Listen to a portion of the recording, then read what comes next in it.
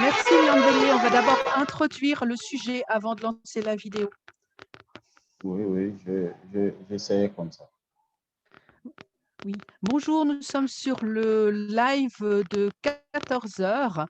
Donc, nous sommes avec Niambélé. Nous avons un spécialiste du climat qui va nous rejoindre juste après. Entre deux, nous avons des vidéos, une en tout cas pour l'instant, et nous attendons la deuxième vidéo de nos spécialistes en fait du terrain, dont un est à Goma, l'autre à Uvira. Et on va commencer par vous montrer en fait les vidéos qui correspondent à leur sujet. Donc, on va commencer par celle de Philippe, qui est un de nos collaborateurs, en fait. Et Niambélé, est-ce que tu peux partager les dias, s'il te plaît, qu'on puisse présenter bien nos invités? OK.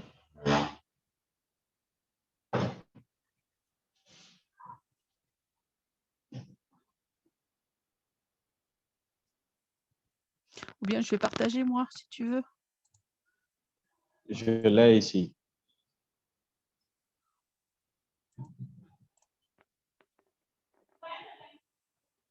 Alors, reste sur la vidéo, moi, je vais partager. Et puis, et donc...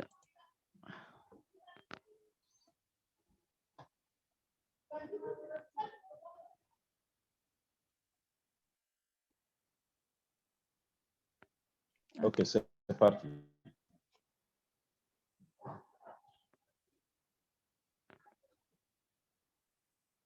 OK, comme l'a introduit Madame Virginie, ça c'est la session qui concerne des amis et collègues de Uvira qui parleront de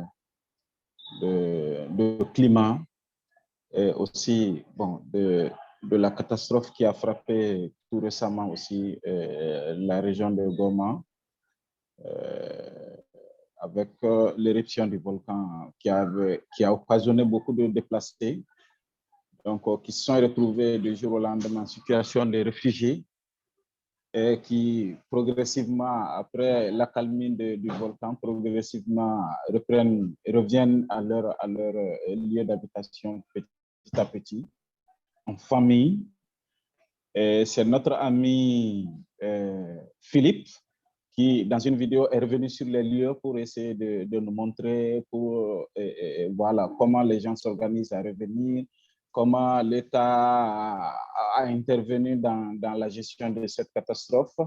Et aussi, bon, comment lui aussi, il a dans une organisation, il pense s'organiser pour venir en aide à ces familles. Donc, c'est beaucoup de familles. Il y a Félix aussi qui est dans la même thématique. Donc, on va passer la vidéo de Philippe. Donc, il va expliquer un peu comment il a vécu, comment, et pour nous témoigner du retour de comment les gens sont revenus, se sont organisés pour partir, ils reviennent petit à petit s'installer malgré que la situation n'est pas totalement maîtrisée. Voilà, c'est la vidéo que nous allons passer. Et juste après, Niambélé, nous allons avoir Monsieur Bédé qui est en train de rentrer sur le live, qui est un invité surprise, qui est administrateur général de l'Observatoire national du changement climatique. Donc voilà, qui est au Burkina Faso. Voilà, c'est bien ça. Hein, voilà. Il vient de nous rejoindre d'ailleurs.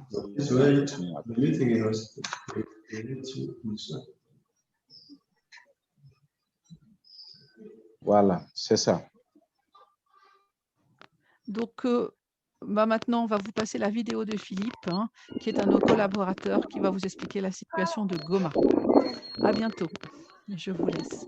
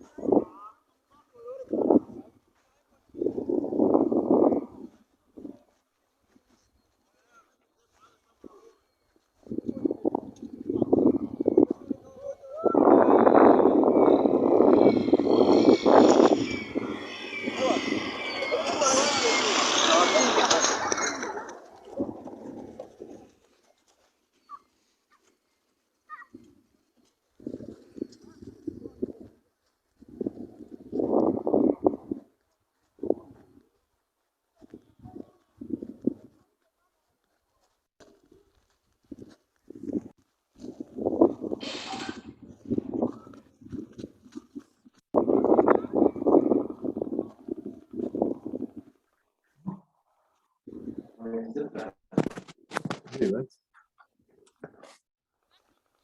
Evet.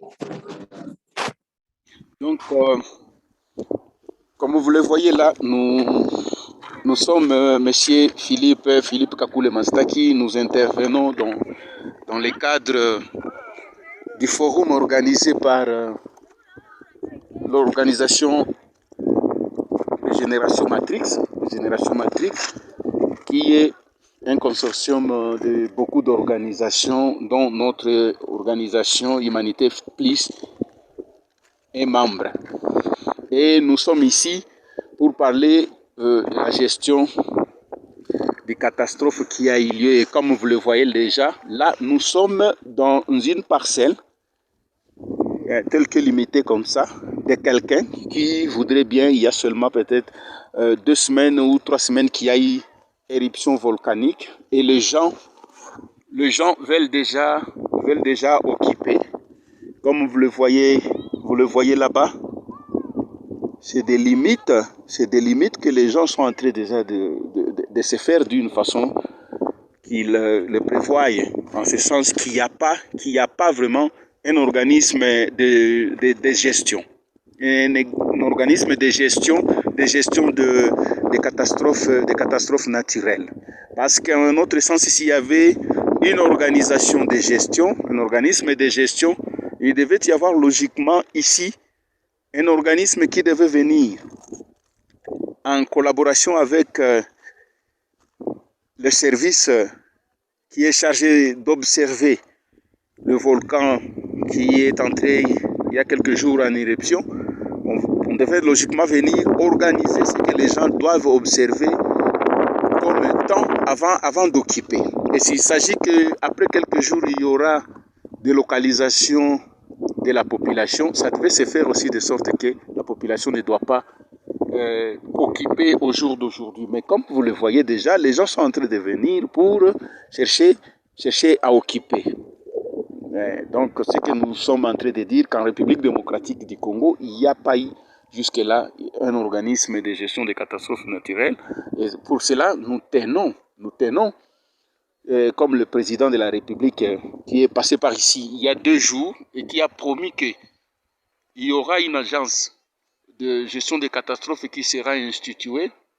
Nous les remercions pour cette prise de position et nous tenons à ce que cela soit vraiment bien planifié et que ça puisse avoir existence dans les jours à venir comme il a bien promis. Comme vous le voyez derrière nous là, le volcan en question, au niveau de là, ce que vous voyez, et derrière nous, vous voyez déjà qu'il y a déjà une route déjà qui est déjà programmée et les gens sont là-bas en train de passer et en train de se diriger chez eux pour passer nuit. Donc nous vous disons que rien n'est organisé ici, en ce sens que le cycle que doit logiquement suivre la gestion des catastrophes, ici, il n'y en a pas. Il n'y en a pas en ce sens qu'avant que les gens ne viennent occuper, il devait logiquement venir le service qui devait suivre d'abord l'état de ce qu'il y a, comme vous êtes en train de le voir. Il y a encore la fumée qui sort de quelques endroits et nous faisons savoir qu'il y a 2 jours, successivement, et même la nuit d'aujourd'hui, il y a eu une forte pluie qui s'est abattue sur la ville de Goma et que pour occuper des endroits qui sont comme ça, ce n'est pas qu'après 2 jours, on peut directement occuper. Donc, le gouvernement, en fait, plein de bonnes intentions, a dit qu'il y aura institution d'un organisme qui sera chargé, qui va suivre en fait les catastrophes. Et nous le disons, c'est parce que nous avons aussi été dans le cadre d'un réseau organisé toujours par le consortium de régénération Matrix. Nous avons été à Nouvira. À Nouvira aussi, il y a eu, parce que les réseaux dans lesquels nous travaillons, il faut que nous puissions les souligner, c'est le réseau Angel et Régénération Matrix, qui est un consortium aussi, qui regroupe beaucoup d'organisations ici en République démocratique du Congo. Là aussi, et c'était l'année passée, en 2020, il y a eu le lac Tanganyika, oui, qui a dévasté beaucoup de parcelles de gens là-bas, et laquelle dévastation n'a jamais eu de solution jusqu'à aujourd'hui, en ce sens qu'on ne pense même pas, enfin, du point de vue gouvernement, le gouvernement ne pense même pas à intervenir pour ce qui est de problèmes liés à la vie de gens qui sont en souffrance de ce côté-là. Donc, comme vous êtes en train de les constater de vous-même, c'est ce qu'il y a eu. Nous ne pouvons pas vraiment aller très loin. Il y a des gens qui veulent déjà occuper. Et si nous sommes intervenus jusqu'à ce niveau et passer notre intervention en ces lieux, c'est parce que nous avons voulu que le monde puisse réellement se rendre compte de ce qui s'est passé réellement. Et ça s'est limité donc à ce niveau-là, mais que l'autre éruption qu'il y a eu en 2000, en 2002, et ça nous le disons, tout ce que vous voyez comme maison là, et même ici les maisons qui ont été saccagées ici, n'existaient pas en ce sens que le volcan avait pris la direction que nous pointons et jusqu'au lac. Après l'antenne ici, derrière, vous voyez d'autres antennes un peu loin là-bas. C'est le mont Goma. Et ici, nous sommes au moins à un niveau élevé par rapport au mont Goma. C'est pourquoi vous voyez ça. Vous voyez ça en bas par rapport à là où nous trouvons. Et si nous nous tournons de l'autre côté, nous vous montrons le volcan en question. Le volcan en question. Le volcan en question, le Nyamulagira. Oui, il y a quelque part aussi là où nous ne... Là, ce n'est pas... C'est au niveau des frontières avec le Rwanda. Mais ici, derrière, il y a aussi le volcan Nyiragongo. Donc, comme vous ne le voyez pas bien, il y a 2 ou 3 montagnes, ici même, 3 volcans qui se suivent. Comme on l'a dit que c'était le volcan Nyamuragira. Nyamuragira qui était en éruption et Nyamuragira qui a déversé à travers le volcan Nyiragongo sa lave pour que ça puisse détruire toute la partie que vous êtes en train de voir ici. C'est donc ça un peu la réalité que les gens ont vécu ici. Nous étions en train de dire qu'il n'y a pas de gestion, en ce sens que tout se prépare et tout se fait suivre. Hein. Et tout se fait suivre parce que rien ne se fait, ne se fait au hasard, en ce sens qu'il y a des étapes bien entendu de gestion de catastrophes. Donc, il y a le fait qu'il doit y avoir d'abord, avant qu'il n'y ait même des catastrophes, des mesures d'atténuation qui consistent à la réduction ou la limitation de l'impact négatif des aléas, mieux des risques et des catastrophes, et la prévention qui recouvre toute action visant à réduire les risques ou à atténuer les conséquences préjudiciables d'une catastrophe pour les personnes et pour les animaux, l'environnement et les biens, y compris le patrimoine culturel.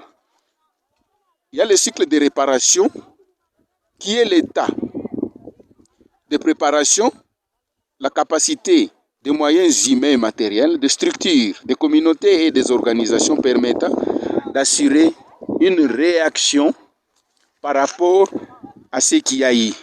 Et par réaction qui est aussi une des étapes du cycle de gestion, c'est la fourniture d'urgence et l'assistance publique pendant ou immédiatement après une catastrophe, en fait de sauver des vies humaines, des animaux et réduire les impacts sur la santé des êtres humains. Et par redressement, c'est la restauration.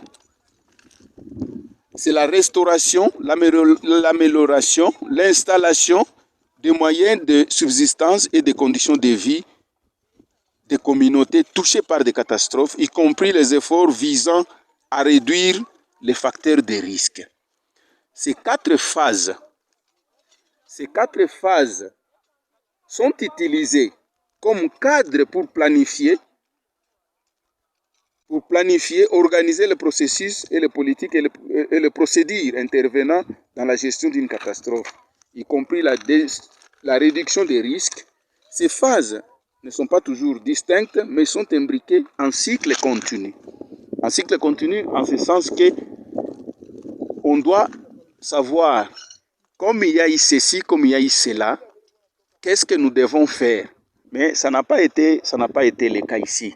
Et comme vous le voyez, les gens sont en train de s'organiser. Comme il y a déjà une route qui a été déjà tracée, il y a déjà des gens qui prévoient déjà de venir occuper demain après-demain selon les parcelles et les limites qu'il y avait déjà dans les temps passés. Parce que chacun connaît son milieu, chacun connaît là où il habitait. Facilement, il y a des endroits où on se retrouve on se retrouve facilement. Il y a certaines personnes qui se retrouvent facilement, qui retrouvent leur parcelle et ils sont en train de venir travailler. Et comme vous le voyez un peu loin là-bas, il y a une dame avec ses enfants qui sont aussi en train de faire. Donc, si ça ne pouvait pas prendre 2 jours ou 3-4 jours, le président, bon, actuellement nous savons qu'il est à Beni, où aussi il est parti se rendre compte de ce qu'il y a là-bas par rapport aux tueries que le monde connaît, de tout ce qui se passe là-bas. Et s'il était déjà à Kinshasa, nous aurions bien souhaité qu'il fasse ça aussi, que cette question de l'institution d'un organisme chargé de gestion des catastrophes naturelles, que ça devait être déjà quelque chose de rapide pour qu'on puisse envoyer des gens ici. Qu'on puisse envoyer des gens ici pour gérer tout ce qu'il y a. Et ce que vous êtes en train de voir, si notre doigt se limite à ce niveau de ces tracteurs que vous voyez là-bas, il y a au moins autant de kilomètres pour qu'on arrive jusqu'à là où il y a des collines de montagne là-bas, et partout là-bas ça s'est passé. C'est parce qu'on n'a pas aussi assez de temps pour arriver partout là-bas. Partout là-bas, il y a des pierres comme ça, qui avant de se solidifier, c'était des laves, des liquides donc. En contact avec l'oxygène, ça se refroidit et tout cela avec le contact des obstacles qu'il y a des maisons, des clôtures construites par-ci, par-là. Donc nous les remercions. Nous tenons à les remercier pour avoir pris l'initiative d'instituer un organisme de gestion des catastrophes. Nous l'encourageons que demain après-demain, quand il va rentrer à Kinshasa, que ça ne puisse pas prendre beaucoup de temps, pour que les gens puissent être au sujet de ce que cet organisme sera chargé de quoi, de ceci ou de cela. On aimerait que ça se fasse. Nous tenons aussi en passant, d'abord par nous-mêmes, le consortium, mais aussi par le réseau Angel, qui ici, en République démocratique du Congo, particulièrement à l'est ici, s'est mis dans sa disposition, il s'est disposé donc à essayer un peu de faire des reportages que nous aurons dans les jours à venir aussi à rendre publics par-ci par-là. Et nous remercions aussi en passant les gens de bonne volonté, des organisations aussi de bonne volonté qui sont intervenus, parce que comme vous êtes en train de le voir ici, partout ici il y avait des gens. C'est des maisons déjà ici engouffrées, c'est au moins à 5 mètres de hauteur, 6 mètres même, voire plus, que je suis en train de me situer ici. Et comme vous le voyez derrière moi là-bas, les gens qui sont en train de passer. Donc, il y a des maisons ici qui ont été engouffrées dans le lave, comme vous le voyez là-bas. Ça, c'est une clôture. C'est une clôture, mais on ne sait pas la maison où est-ce que ça se trouve. On n'a pas vraiment, on ne sait pas comment vraiment on peut dire. Donc, nous remercions ces organisations pleines de bonne volonté qui sont intervenues, tant soit peu. Et nous les supplions aussi, encore qu'avec un peu de moyens qui puissent exister par-ci, par-là, où ils œuvrent dans le monde, et d'essayer vraiment d'intervenir, parce que le besoin est tellement grand, que comme nous sommes ici, nous savons qu'à Sake, il y a eu des gens, mais qui sont presque tous déjà rentrés ici à Goma. Nous savons qu'à Rutshuru, c'est vers derrière ces montagnes là-bas, la route c'est à ce niveau que la route passe, ça va là-bas jusque dans les montagnes là-bas, et derrière là-bas, c'est là que se trouve Rutshuru et Kiwanja. Et quand vous montez encore plus loin, vous allez vers Butembo et tout autre territoire qui se retrouverait à ce niveau. Partout là-bas, il y a des gens qui sont partis. Et le Rwanda, comme nous sommes en train de vous le montrer comme ça, tout ça ici, mais ce que vous voyez là-bas, c'est ce qu'on appelle les collines de Rubavu. Et puis partout là-bas, c'est déjà les Rwandais qui descendent jusque là. Nous supplions donc, et ça nous le faisons avec insistance, à toutes les organisations qui sont intervenues tant soit peu pour soulager le besoin en ceci ou en cela de gens, de les faire autant que possible.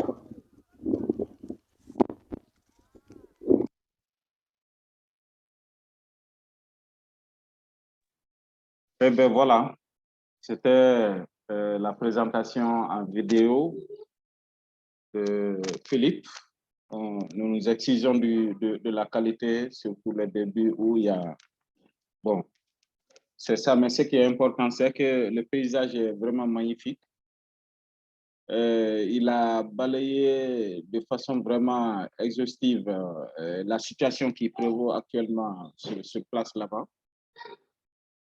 Voilà, il a expliqué un peu comment les familles commencent à revenir, à retourner, à s'installer, etc. Il a souligné le fait que le danger n'est pas totalement voilà, parti, c'est que le danger est permanent, les laves sont fumantes encore. Et voilà, l'appel qu'il a lancé au dernier moment, ça c'est vraiment un appel à toutes les organisations, à toutes les bonnes volontés, surtout aussi au gouvernement, à l'État congolais.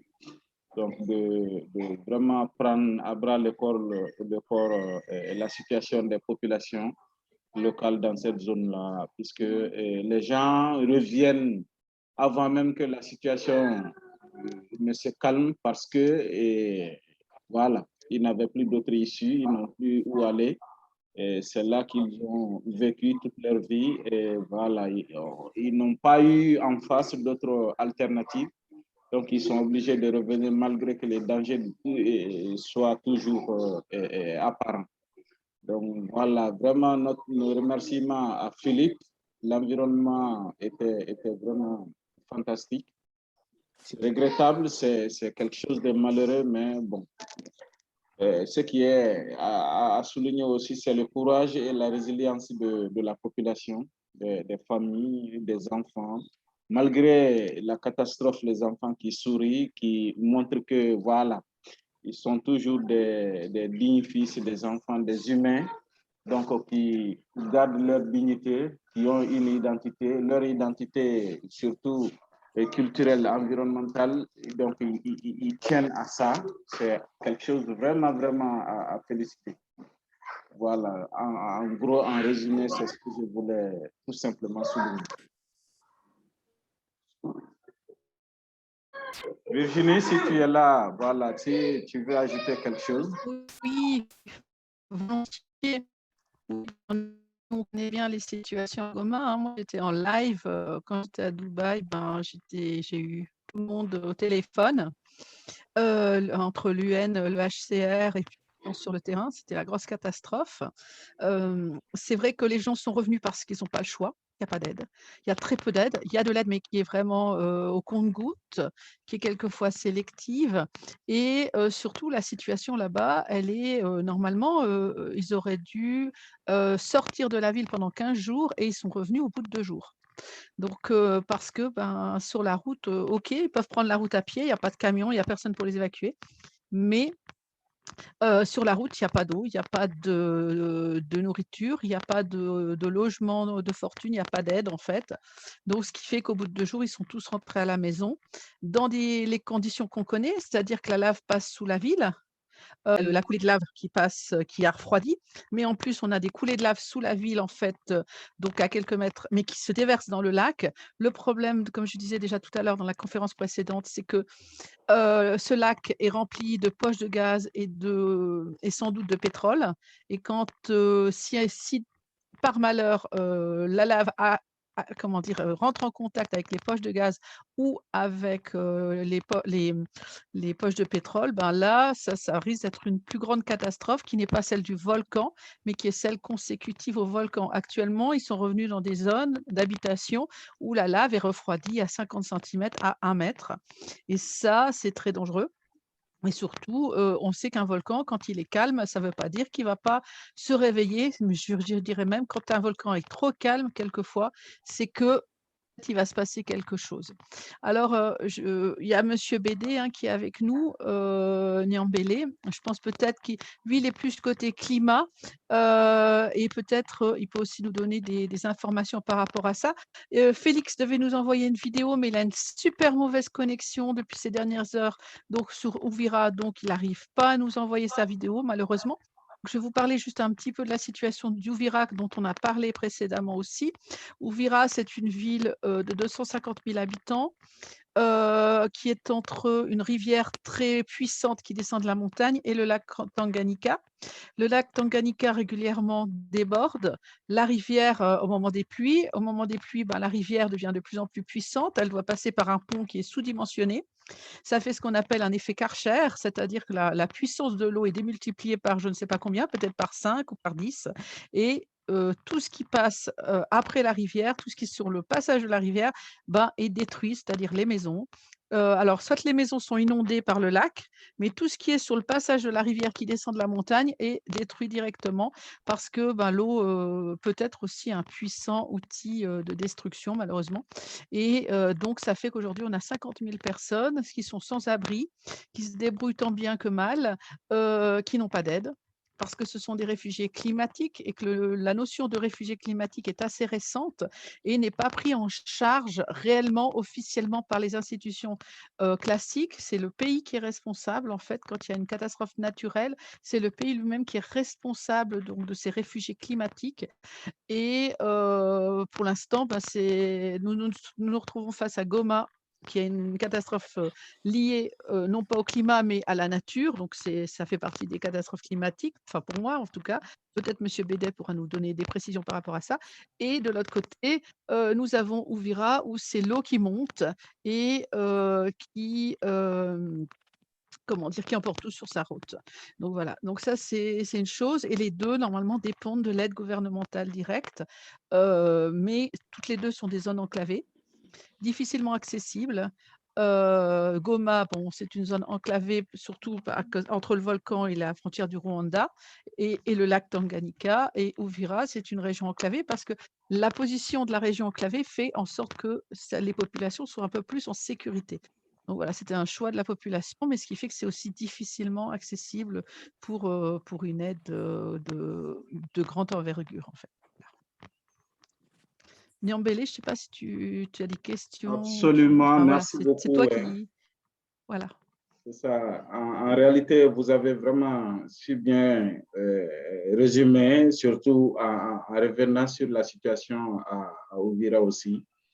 Il y a un autre aspect de tous ces problèmes liés au climat, effectivement, puisque ça, c'est l'érosion côtière qui fait que les populations sont obligées de se déplacer, leurs habitations sont englouties et peu à peu par la montée des eaux. Et ça fait que, bon, aussi, ils n'ont plus où aller, en fait, en réalité, puisqu'ils n'ont pas d'aide, ils n'ont pas de solution, ils n'ont pas d'alternative proposée en face. Donc, c'est des gens qui n'ont même pas les moyens de déplacement, ni de nourriture, etc.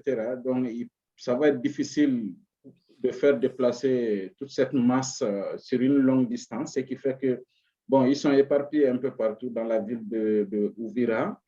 Voilà. Mais Niambélé, j'ai juste quelque chose à ajouter sur Ouvira.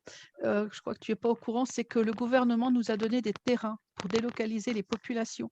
Le problème, c'est qu'on n'a pas un sou, même pas pour planter une tente. Nous, on voulait trouver de l'argent pour faire des cabanes en bois démontables, pour que les gens puissent reconstruire une ville sur des terrains en sécurité. Donc, on a peut-être 200 hectares ou je ne sais plus, quelque chose comme ça. Malheureusement, nous n'arrivons pas à lever des fonds internationaux à notre niveau parce que nous sommes une organisation assez récente, que les organisations classiques demandent de l'aide pour des camps d'urgence. d'urgence. Nous ne demandons pas de l'aide pour des camps d'urgence parce que pour nous, c'est un piège pour ce genre de population. Nous demandons de l'aide pour que les gens aient un minimum vital de logement individuel, mais qui ne soit pas géré de façon collective comme dans un camp d'urgence, qui leur permettent de déplacer leur habitation en fonction de l'évolution du terrain, en fait, puisque nous, on aimerait bien pouvoir les aider à reconstruire leur vie et non pas à être dans un système de gestion de leur, comment dire, de leur Absolument. alimentaire et de leur sécurité physique. Nous, ce qu'on veut, c'est leur reconstruire une vraie ville. Donc à Ovira, on a des terrains, en fait. Donc ça, c'est une chose dont on ne parle pas forcément, puisqu'on a différentes équipes, on n'a pas forcément tous les détails. Toutes les équipes n'ont pas forcément tous les détails. Donc c'est pour ça que je voulais préciser. En fait, à Ovira, on a des terrains. OK. On a des terrains, mais nous, ces terrains ne sont pas dédiés à des camps d'urgence. Ce sont des terrains que l'on veut dédier à la reconstruction communautaire d'une ville, une ville réelle, même si ce n'est pas en dur, c'est-à-dire même si ce n'est pas en pierre. Si c'est simplement avec des cabanes en bois, c'est déjà un énorme pas pour ces personnes qui aujourd'hui n'ont plus rien. Voilà. Donc, je voulais juste ajouter C'est cet ça, élément-là. Pardon un peu. Innovation communautaire, puisque la démarche, elle est basée sur l'approche communautaire. Tandis Exactement. que voilà, font changer, c'est-à-dire déplacer les populations de leur vie, de leur habitude pour leur offrir une autre habitude, une autre vie. Là, il s'agit de les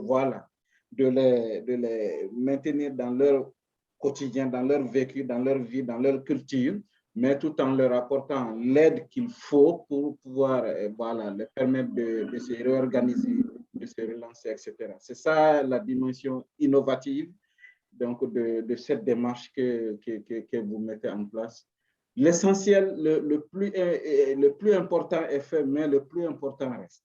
Il y a l'espace pour reloger les familles, les déplacer, etc. Mais il vous faut beaucoup d'aide, surtout internationaux, pour que voilà, on puisse mettre quand même en œuvre tout le plan, le projet, etc., qu'on a construit avec les populations locales. Donc, pour permettre… Et il faut aussi que je précise, c'est que nous ne souhaitons pas mettre les gens sous perfusion, c'est-à-dire que ce n'est pas une aide intensive qu'on veut faire, c'est juste de l'autonomisation. On veut leur apprendre des métiers communautaires pour se relever tous ensemble et leur donner rapidement des outils pour qu'ils soient autonomes et justement qu'ils ne dépendent pas d'une aide alimentaire régulière et qu'ils puissent rapidement rentrer dans la vie ordinaire, pouvoir planter, etc. Parce que la région est riche. Comment dire, les terres qu'on leur donne, ce sont des terres cultivables. Donc nous, déjà aussi, dans le modèle de ville, ce qu'on veut faire, c'est une ville autonome, qui soit autonome au niveau alimentaire. Donc pas une ville avec juste des bâtiments, une ville mélangée avec de l'agriculture, avec des jardins potagers, avec voilà, vraiment une ville vivante et où les gens peuvent se nourrir et s'auto-nourrir. C'est-à-dire que nous, notre objectif, c'est on pousse les familles à dire, OK, vous pouvez aller travailler collectivement pour gagner un salaire, mais surtout pensez, surtout avec cette période de Covid, pensez à être autonome alimentairement, famille par famille. Et si ce n'est pas possible, groupez-vous par famille. Il y en a un qui fait du poulet, il y en a un qui fait des tomates, il y en a un qui fait… Et puis, ça fait une petite communauté qui devient autonome et qui arrive à survivre. Voilà, c'est ça qu'on veut. Pardon un peu. Allez-y. Je voudrais ajouter quelque chose. Allez-y. Merci. C'est concernant l'aide qu'on veut donner à ces personnes-là d'Uvira qui ont été déplacées à cause de la montée des eaux. Donc, je préférais, c'est une suggestion que je voudrais donner concernant si on veut bien aider une communauté, il faut demander que la communauté aussi amène sa part. Donc, qu'il ne faut pas aller construire toutes les maisons, que ce n'est pas un genre ou bien une autre organisation qui va construire toute la maison, mais qu'on demande que la communauté, soit par exemple, puisse donner, si ce sont des maisons fabriquées dans les planches, que les personnes ou bien la communauté amènent les planches et puis l'ONG, prenons que c'est un job qui va faire ça, accepte de donner des tôles pour les personnes qui ont déjà à amener des planches ou bien qui ont fabriqué des briques, que l'Angel va amener le ciment pour les faire. Donc, c'est juste pour les accompagner, les encourager. Et comme ça serait une chose qui est très importante pour le moment parce que tous les ONG qui viennent pour aider dans nos pays africains, ils amènent tout. Et comme ça, les personnes ou bien la population deviennent indépendants, deviennent dépendants de ces aides. Donc, il faut que dans la communauté, les personnes ou bien la communauté elle-même amène sa part. Donc, il doit donner sa force et comme ça, il va bien garder, que ce soit la maison, que ce soit les infrastructures qu'on les donne, ils vont les garder parce qu'ils ont souffert pour avoir ça. Si on les donne tout gratuitement comme ça, ils ne vous auront pas prendre soin de ces infrastructures. Donc, c'est une suggestion que je voudrais donner, c'est que si on veut les donner des maisons, c'est bon, les donner des terrains pour construire, c'est bon, mais il faut que on les demande à s'impliquer dans cette activité qu'on veut faire. Si c'est construire les maisons, il faut qu'on lui demande, OK, vous allez amener du sable, vous allez amener des briques, vous allez amener des planches, vous allez amener tout ça qui... Et comme ça, nous, comme organisation, on va vous appuyer en vous donnant les tôles, en vous donnant du ciment, en vous donnant peut-être aussi des ingénieurs qui vont construire, qui vont vous montrer comment construire. Donc, voilà. Donc, c'était ça que je voudrais donner comme suggestion. Merci. Et alors, c'est une très bonne suggestion et ça fait un peu partie de l'idée qu'on avait. Peut-être pas si loin, mais par contre, ça me rappelle, moi, je suis architecte des PLG de formation et j'ai travaillé longtemps sur des cités à problème dans le nord de la France. Des cités à problème, c'est-à-dire c'est des gens, en fait, qui n'arrivaient beaucoup, vraiment des cités de l'extrême où la plupart des gens dans ces cités ne payent pas leur loyer depuis plusieurs générations. Donc, ils sont tous au même endroit. Et puis, les enfants et même les adultes détruisaient leur écosystème. Parce que tout était donné. Même les enfants, ils avaient le cinéma gratuit, tout gratuit, exactement. Et c'était il y a 20 ans, mais ça, voilà, c'est un phénomène qui est proche. C'est-à-dire que tout leur était donné. Ils étaient extrêmement pauvres, mais tout leur était donné. Et c'est vrai qu'ils saccageaient leur environnement. Et nous, on avait fait un processus, en fait, avec l'agence dans laquelle je travaillais, qui était l'agence de Jean et Martine Patou à l'époque. Et le processus, c'était en fait de dire qu'il fallait impliquer les populations dans la rénovation des bâtiments. C'est-à-dire que si c'était la population qui peignait elle-même ou qui choisissait, enfin qui était impliquée dans comment dire, dans le fait de mettre au propre une cage d'escalier, par exemple, eh ben, ils en prenaient soin. Absolument. Et les gamins, ils allaient plus abîmer les choses, ou bien ils commençaient, mais ils se prenaient, je veux dire, il y a des remontrances par leurs parents, parce que cette cage, elle appartenait aux habitants. Absolument. Donc c'est vrai que tout donner, sans rien demander en échange, ça fait que les gens sont dépendants, ils sont plus actifs, ils ont des difficultés à repartir dans la vie normale, classique, je dirais. Et aussi, il y a aussi ce côté destructeur où on ne prend pas soin, voire on détruit les choses qu'on vous a données parce que ça n'a pas de valeur, parce qu'eux-mêmes n'ont pas été impliqués dedans. Voilà. Et je pense qu'on peut, comme je disais tout à l'heure, un être humain, c'est un être humain. Un être humain qu'on le retrouve en Occident, si on met les mêmes configurations en place sur, comment dire, un territoire africain, on se retrouve avec les mêmes problématiques finalement. Absolument. Donc voilà, donc trop aider les gens, déjà, c'est pas les aider. Et comment dire, et en plus, ça peut même avoir des effets complètement inverses de ce qu'on pensait. Alors nous, notre idée à nous, c'est vraiment de les impliquer. Donc ça veut dire que nous, l'idée qui est pour l'instant pas forcément arrêtée, mais par rapport à ces petites maisons de bois, en fait, vraiment, ces gens n'ont vraiment plus rien. Ils peuvent même plus acheter une planche de bois, vraiment rien. Ils ont tout perdu. Donc l'idée, c'était de dire, OK, on amène ces maisons, on trouve des financements pour ces maisons, mais ces maisons sont données en échange de prêts symboliques. C'est-à-dire que si ces personnes arrivent par leur activité à rembourser le prêt, c'est super génial et ça leur ouvre l'opportunité de pouvoir avoir un prêt plus grand pour construire une maison en dur. Les gens qui sont handicapés, qui ne peuvent vraiment pas du tout entrer là-dedans, ce prêt qui est symbolique, s'ils n'arrivent pas à le rembourser, dans ce cas-là, ils n'ont pas cette possibilité-là, mais on leur donne d'autres solutions. Et ça permet comme de donner une sorte de challenge communautaire, de dire, voilà, OK, c'est ma maison, mais on ne me l'a pas donnée, c'est moi qui l'ai gagnée. et je l'ai remboursée, ma maison. Donc, c'est ma maison. Ça, la Voilà. dignité. Tandis qu'une maison qui est donnée, on peut vous la reprendre. Une maison que vous avez gagnée à la sueur de votre front ou pour laquelle vous avez participé à la création, c'est votre maison. C'est pas ça. pareil. Voilà. Ça restaure au contraire la dignité, Exactement. le fait d'avoir perdu l'autre logement, de se retrouver les mains vides, etc. C'est que si tu as une autre maison, mais que tu as pu contribuer à l'acquérir, ça, c'est ça qu'on appelle restaurer la dignité, voilà, de ces personnes. Et c'est en quelque sorte, eux-mêmes, ça reconstruit leur fierté. Donc, ça veut dire qu'ils deviennent fiers d'eux. Donc, ça maintient la confiance en eux et ce qui maintient la cohésion, etc., dans leur environnement. C'est ça, toute l'importance de cette approche qui est vraiment communautaire, mais qui est innovant. Vraiment, c'est quelque chose de très innovant. Dans la gestion des réfugiés dans le monde, ce qu'on observe, c'est, bon, il y a un mot que vous avez lâché un moment, ça c'est vraiment, je vais louer le mot, je vais reprendre. C'est que les gens se retrouvent, voilà, carrément sous supervision, voilà, des aides, tout est venu, même l'école, voilà, est transplantée dans les camps de réfugiés, les centres de santé, les médecins, les psychologues, etc.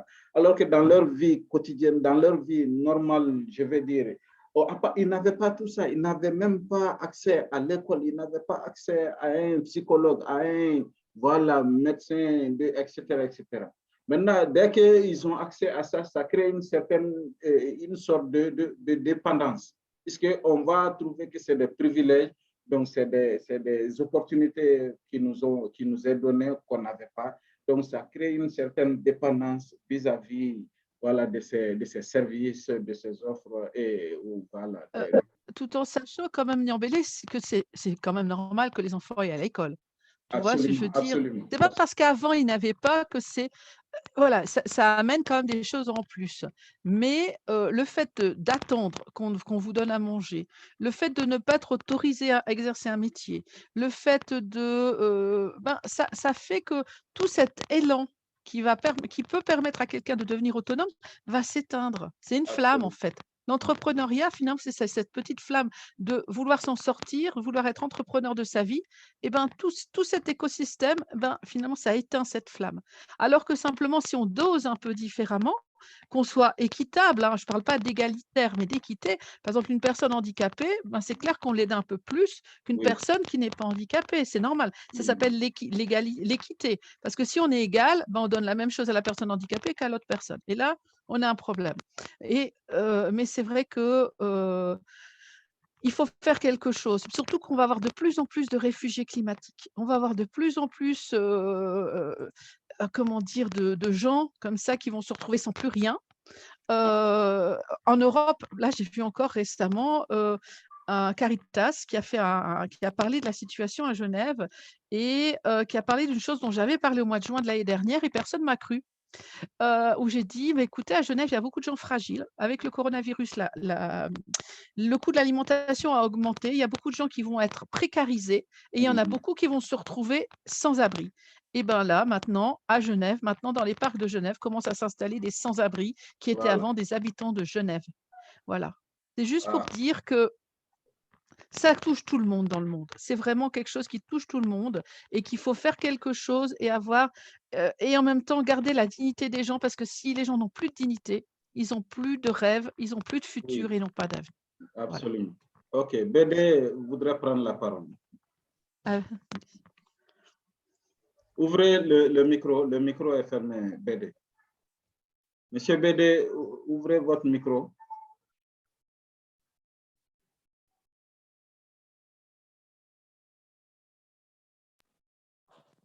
Voilà. Bon après-midi. Merci. Bon après-midi à vous. Je commence par me présenter. Depuis le matin, je participais. Et dans le sujet du changement climatique avec les déplacés climatiques est un sujet très délicat aujourd'hui dans le monde entier. Absolument. Et puis, comme vous parlez des réfugiés climatiques et de comment les aider à se relever, ça se revient dans ce qu'on appelle la résilience climatique, c'est-à-dire apprendre aux gens à s'adapter à des phénomènes et à des catastrophes naturelles, surtout que ces catastrophes deviennent de plus en plus récurrentes. Par exemple, ici à Bujumbura, depuis depuis la rivière Rusizi jusqu'au sud de Rumonge, il y a des déplacés causés par la montée du lac Tanganyika. À Gatumba, il y a plus de 4000 personnes qui sont sans abri par la montée des eaux de la rivière Rusizi. Barusizi et Horusizi se sont débordés à tel point que tout le quartier Gatumba, Kajaga, donc toute la commune, au fait, soit déplacée. Ça dépasse l'entendement, en fait. Alors, si on pense à les aider à se relever, donner gratuitement, ce serait la promotion de la dépendance. Plutôt, il faut pratiquer ce qu'on appelle la résilience climatique. Autrement dit, si une catastrophe se produit, il faut que les gens s'adaptent, bien connaissent comment se lever indépendamment des autres. C'est ça. Alors, d'abord, il faut l'implication des dirigeants, l'implication de la communauté locale, l'implication des ONG travaillant dans le domaine, et puis surtout la formation des habitats locaux. Pourquoi? Parce que ce sont eux qui souffrent beaucoup plus davantage et plus que les dirigeants. Ce sont eux aussi qui le matin, surtout les sans-abri, qui en train de les activités se trouvent sans logement, qui en dormant se trouvent des gens portés par les eaux, qui d'une façon générale, tous les biens sont déportés par les eaux. Et voilà, ce sont ces gens qui nécessitent, qui ont besoin vraiment de la formation d'abord pour les aider à la culture du risque. Donc, savoir que l'environnement, c'est leur patrimoine. D'abord, même s'ils sont emportés, quelquefois, dis-moi, la nature française doit se venger. Quelquefois, ce sont ces gens qui ont dépassé les limites, construisant au bord du lac, construisant leurs maisons au bord de la rivière, dans les zones tampons. C'est vrai, il y a des lois réglementaires, il y a des normes qui ne sont pas été respectées. Et là, c'est peut-être la défaillance de certains gens, ou bien de la politique environnementale dans certains pays, mais vraiment, pour qu'on dépasse à ça, il faut que ces gens sachent d'abord obéir à l'environnement et puis savoir si le phénomène arrive, il faut savoir s'adapter et comment jouer des jouets.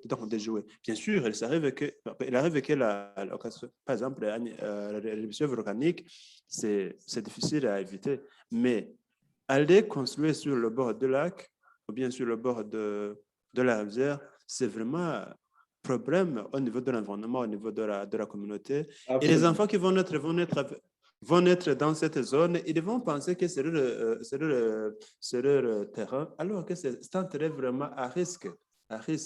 Absolument. Quand on parle de changement, quand on parle de déplacés climatiques, c'est trop complexe. C'est trop complexe, c'est pourquoi? Parce que le changement climatique, comme conséquence, c'est la sécheresse. Ça, chez nous au Burundi, c'est par exemple à l'intérieur du pays, à Kirundo, à Muyinga, à Ka aussi, on a des sécheresses qui ravagent toute la région nord. Il y a les inondations qui ravagent la ville de Bujumbura et d'une façon récurrente. Par exemple, en 2010, l'hôpital de Kabezi a été emporté totalement. En 2014, nous avons perdu presque 100 personnes. 100 personnes ont trouvé la mort. En 2018, on avait perdu 24 personnes à cause des inondations. En 2020, il y a déjà une année, on a perdu 2 personnes. Il y a chaque fois l'imputation de voies de communication. La route Bujumbura-Rumonge fonctionne de temps en temps, même aujourd'hui, il y a 2 semaines, ça ne fonctionnait plus. Il y a la route Bujumbura-Bubanza qui se sont vraiment amputées par les inondations, par la mauvaise exploitation des gens, donc de terre. Autrement dit, c'est une question vraiment qui est devenue une problématique humanitaire au niveau international, particulièrement au Burundi. Absolument. Alors, chez moi, qu'est-ce que je peux dire par là? Il faut apprendre aux gens de respecter d'abord l'environnement.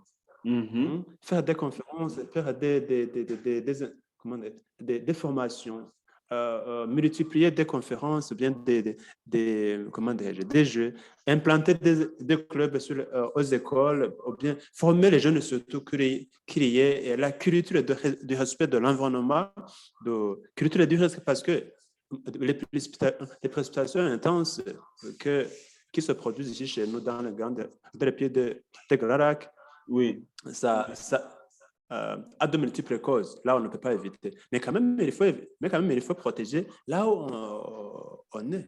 Donc, la zone, donc l'habitation, il faut protéger, savoir comment exploiter ma terre, savoir comment protéger mon sol, ainsi de suite. Et voilà, finalement, là, on développe la résilience et en même temps l'adaptation à ses effets. Et puis avant d'arriver à cette adaptation, ou bien à cette, plutôt à cette résilience, il faut aussi penser à l'atténuation. Donc, changement de comportement, comment vivre avec l'environnement, comment vivre avec le Tanganyika. Parce que c'était en 1869, c'était la première montée de la Tanganyika. Il y avait la conférence entre 4 pays qui le partagent. C'était le Congo, c'est le Burundi, c'est le Rwanda, c'est aussi la Malawi. Alors, on avait fait une réalité vraiment très, très, très spéciale. Mais personne n'a obéi. C'est là alors qu'on avait instauré depuis le bord du lac 150 mètres de zone de tampon. Mais aujourd'hui, allez voir, même un mètre, il ne se trouve pas. C'est dommage. Et voilà, en 1969, en 81, les eaux ont monté aussi. En 2000, les eaux ont monté, mais avec moins de dégâts. Mais cette fois-ci, c'est catastrophique. C'est catastrophique. D'une part, il y a le non-respect des textes réglementaires. D'autre part, il y a la culture du respect de l'environnement que nous avons, surtout dans les pays noirs. Ici, chez nous, c'est vraiment explorable. Allez voir le lac Kivu, le lac Tanganyika, le lac du nord du Burundi, sombré par des plastiques.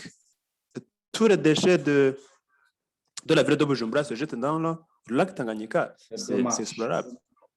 Et voilà, finalement, il faut apprendre déjà, pour la résilience, il faut apprendre aux gens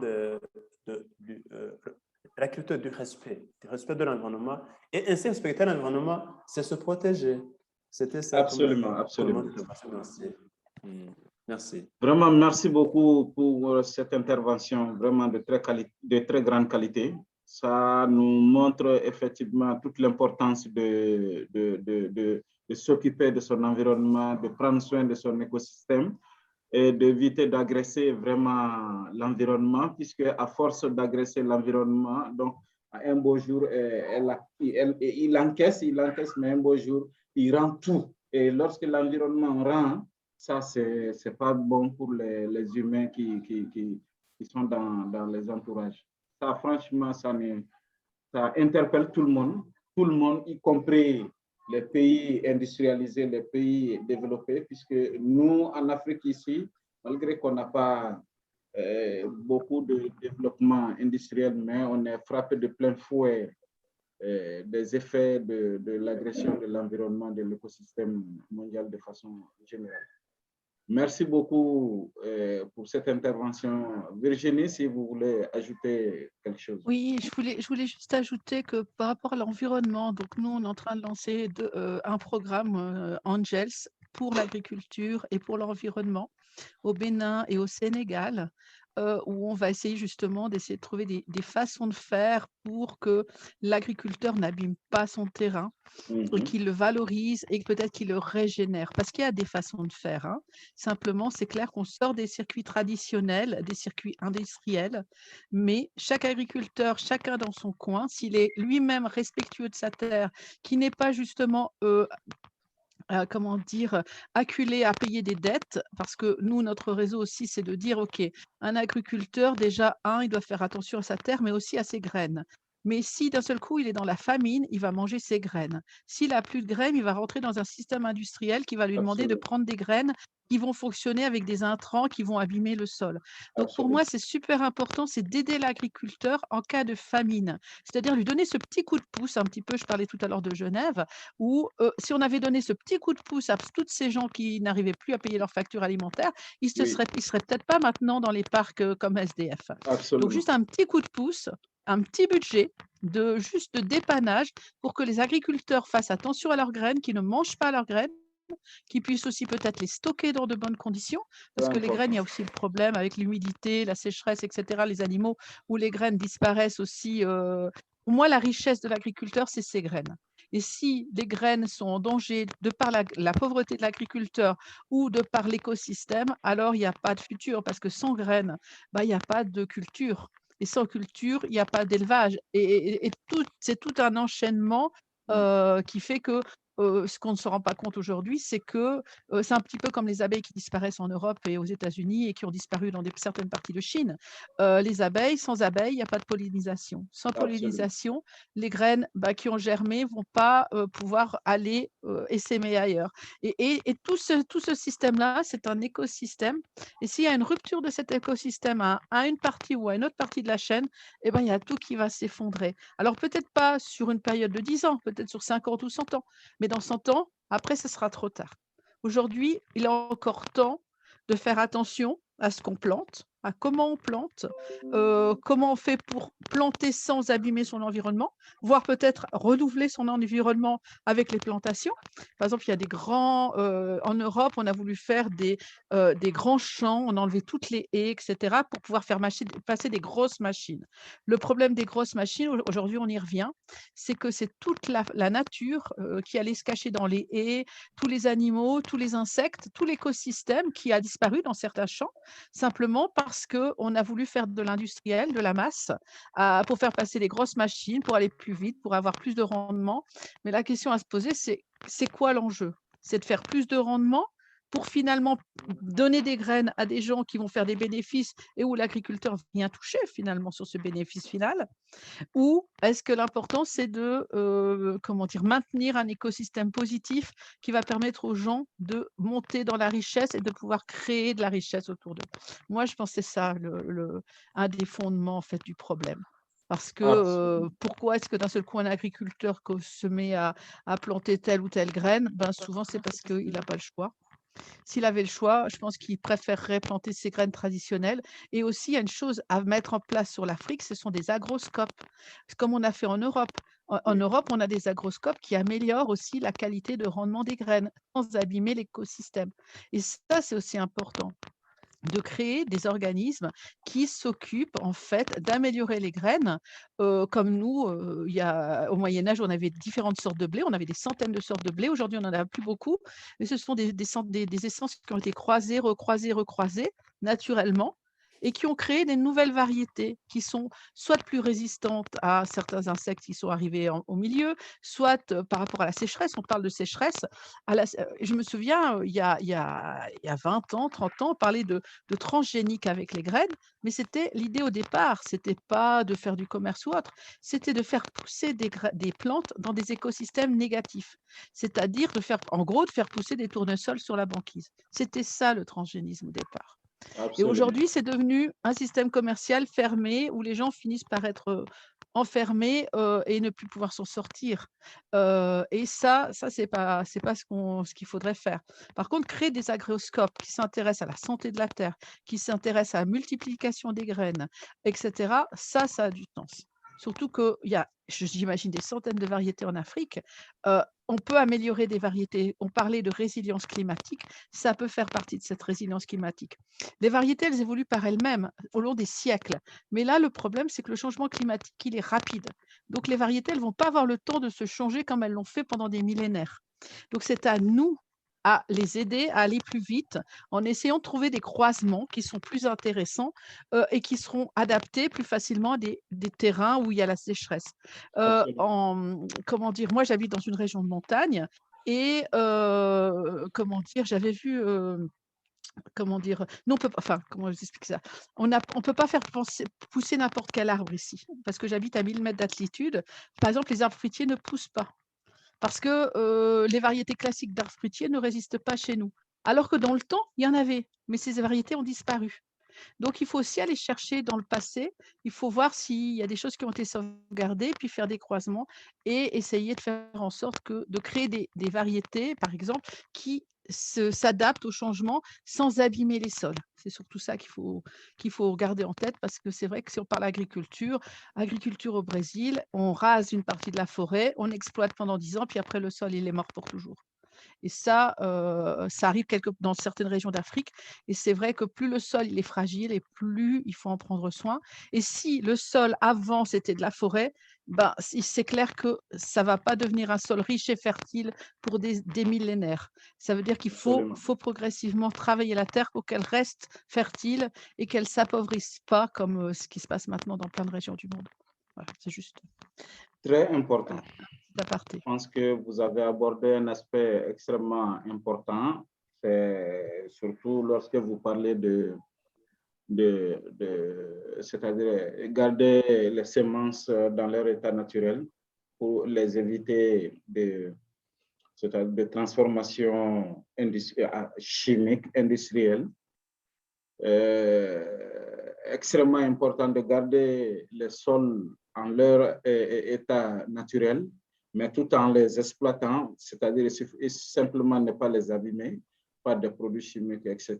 Ça, c'est des messages extrêmement forts que nous devons, qui retiennent notre attention. Surtout nous, ici, en Afrique subsaharienne, où voilà, on est confronté, on est tourmenté au beau milieu de plusieurs choses à la fois. Il y a le changement climatique qui a ses effets vraiment néfastes sur les populations, les cultures et les terres. Il y a les crises sécuritaires qui s'ajoutent, qui font que très souvent, même les peu de semences, c'est-à-dire qu'on avait gardé dans les greniers, etc., aux besoins pour les exploiter, finalement, les crises ont fait que les gens ont tout brûlé, tout est parti en fumée. Donc, les paysans au village n'ont plus de semences naturelles, n'ont plus rien dans les greniers, ils n'ont même plus de céréales, il n'y a plus rien. Maintenant, ils sont obligés de tout reconstituer à nouveau. Maintenant, reconstitution qui va peut-être les amener à utiliser des graines déjà traitées chimiquement, etc., etc. Mais les graines naturelles, déjà, peut-être là, tout est déjà parti en fumée à travers les crises. Donc, c'est extrêmement important d'avoir souligné cette partie. Merci beaucoup, en tout cas, à tous les intervenants. André, vous voulez dire une petite dernière chose? J'avais vu que quelqu'un avait levé la main un moment. Sinon, vraiment, oui, allez-y, allez-y. Merci beaucoup. Bon, en fait, je n'avais pas beaucoup de choses à dire. C'est juste pour vous remercier de cette initiative, aussi vous remercier de cet événement avec un thème qui est très important. Je pense qu'on va suivre avec les autres. Et seulement que ce que je peux ajouter, c'est que vous avez parlé, ça concerne le climat, le changement climatique et tout ça. Je voudrais vous informer que depuis vendredi, on était allé voir des personnes, des réfugiés, des sinistrés. Bon, en fait,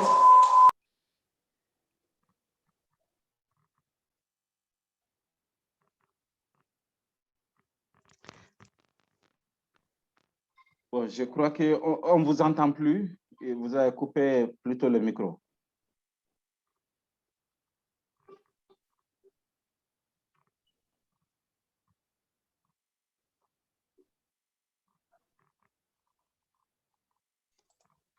OK, maintenant ça va? Maintenant, ça va, c'est assez clair.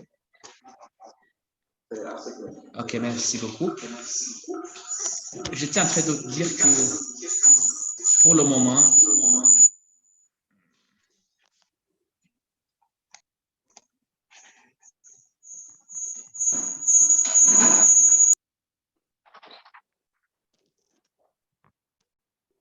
Il n'y a pas de son. Oui, il n'y a pas de son encore, c'est coupé. Je crois que vous avez allumé deux appareils, ce qui fait qu'il y a un peu d'interférence et que le son, il y a un peu d'ondulation.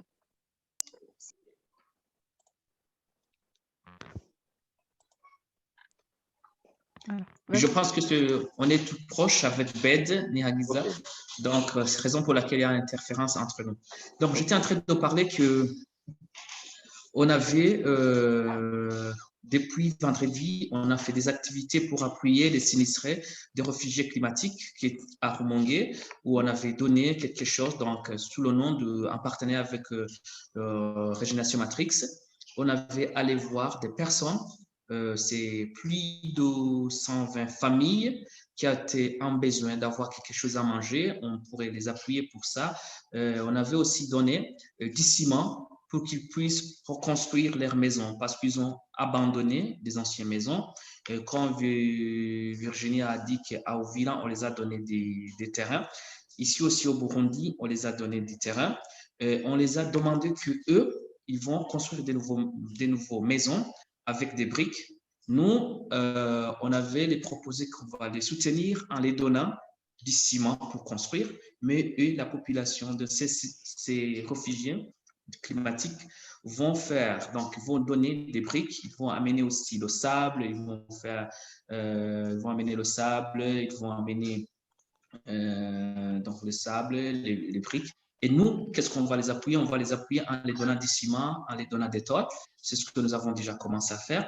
Donc, c'est juste pour qu'il y ait l'implication, pour demander leur implication dans tous ces travaux-là qu'on va faire, qu'on va mener et qu'on le fait ensemble. Parce que si on fait des choses comme une aide seulement, sans demander l'appui ou bien l'implication de la communauté, ça ne va pas durer, ça ne va pas durer. Raison pour laquelle on avait commencé à faire ça. Donc, c'est quelque chose que je voudrais vous partager aujourd'hui. Donc, ici au Burundi, on a fait cela et on envisage de faire encore cela donc, pour qu'on puisse arriver, parce que bientôt, ils vont terminer à avoir, je pourrais dire, le hangar. Ils auront besoin de tôles. Donc, on les a donné du ciment. Donc, bientôt, ils auront besoin de tôles. Donc, on va encore faire un petit fundraising. On va passer par des amis pour qu'on puisse trouver des tôles pour ces personnes qui se sont engagées eux-mêmes, qui ont dit, OK, on ne peut, malgré que nous sommes des sinistrés, malgré que nous avons subi ces catastrophes naturelles causées par le lac, les eaux de la montée du lac Tanganyika, nous ne pouvons pas croiser les bras.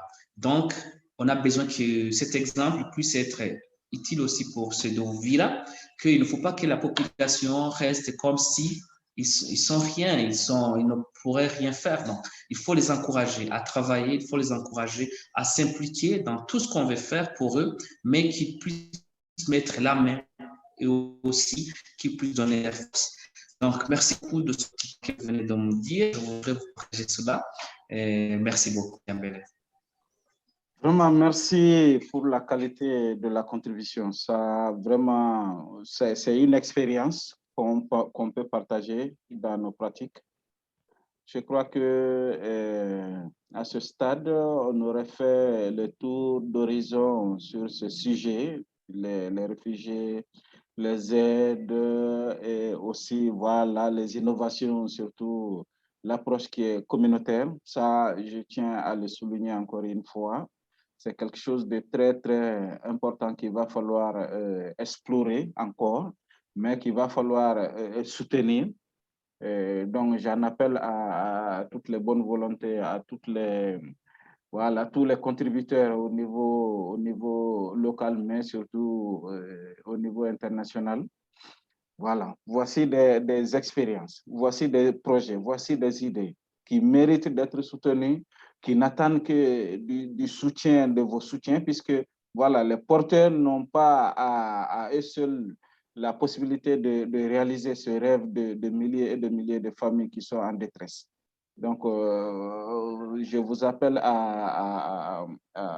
voilà, à demander votre soutien, votre bienveillance, à faire en sorte que ce projet soit une réalité et que les espoirs puissent être renaître et que les dignités puissent être redorées et que voilà, les familles retrouvent leur quiétude, leur voilà, stabilité d'antan. Madame Virginie, c'était en quelque sorte les quelques mots de conclusion que j'avais personnellement, moi, puisque on a abordé pas mal de situations dans le sujet. Si vous avez une dernière chose avant qu'on puisse passer aux invités suivants. Oui, alors je voulais juste préciser que, comment dire, que Papy, donc André Karoubi, est dans notre réseau Angels et elle s'était proposée pour développer le réseau Angels sur son pays. Oui. Et donc, ça fait partie, toutes ces idées que je mets en avant font partie en fait de l'écosystème Régénération Matrix et des choses qu'on essaie de mettre en place, qu'on a pensé depuis quelques années, tous ensemble. Niambélé, donc ça fait 6 ans qu'on travaille ensemble. Voilà. Avec Papy, ça fait combien? Je ne sais pas, enfin, ça fait aussi un petit bout de temps aussi, un peu moins, je pense, mais un petit bout de temps. Et puis maintenant, on passe à la phase opérationnelle. On a fait beaucoup d'études, beaucoup de projets. Et maintenant, on a des populations dont on se sent responsable. Et maintenant, il faut lever des fonds, tout en sachant que nous ne voulons surtout pas, comme je disais, mettre ces fonds sous un régime de perfusion, mais sous un régime simplement d'aide, d'entraide et de soutien à des gens afin de leur permettre de sortir de la pauvreté et de rapidement redevenir autonomes et de reprendre leur vie ordinaire et qui va leur permettre après déjà de retrouver leur dignité en tant que personne et de se reconstruire, d'avoir un avenir et comme je disais tout à l'heure, des rêves et puis aller de l'avant et puis créer de la richesse pour leur pays. Parce que c'est tout ce qu'on leur souhaite de mal, c'est de créer de la richesse pour leur pays. C'est ça. Absolument. Merci beaucoup, merci à tous, merci aux invités et nous remercions aussi Philippe pour la vidéo qui a servi de base de cette discussion.